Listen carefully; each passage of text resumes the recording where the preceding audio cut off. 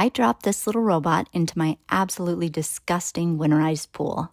And let me tell you, what happened next was not what I expected. When Aiper sent me their Surfer S2 solar pool skimmer robot to check out, I was so excited. Until I realized, our pool is gross right now. I'm in a climate where pools generally only stay open May to September. So rather than our beautiful summer oasis, what you see here is a winterized mess. Could the Aiper really handle this yucky surface? I know, it's bad. This little robot is designed to skim the surface of your pool, grabbing leaves, bugs, and all the floating debris before it sinks and becomes a bigger problem. And since my pool desperately needed some help, I figured, why not? Now, one cool thing about this skimmer is that it's solar powered, but the last couple weeks have been completely overcast, so solar wasn't an option.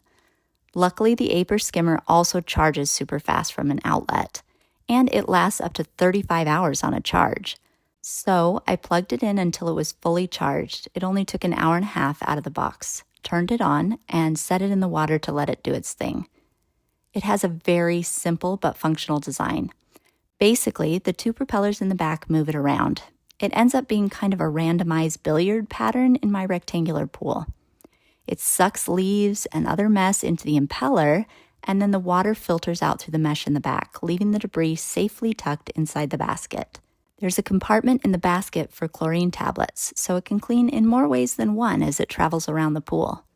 You can also adjust these anti-stranding columns to keep it from getting stuck on shallow steps. Within minutes, it was moving around, scooping up everything in its path.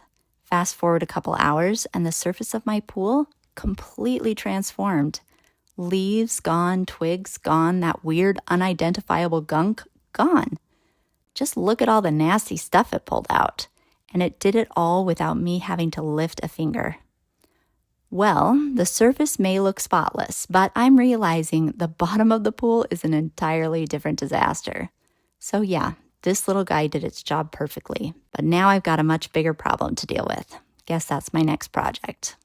Links are in the description if you want to check it out. Hit that like button if you love smart gadgets like this, and don't forget to subscribe for more real-life product tests.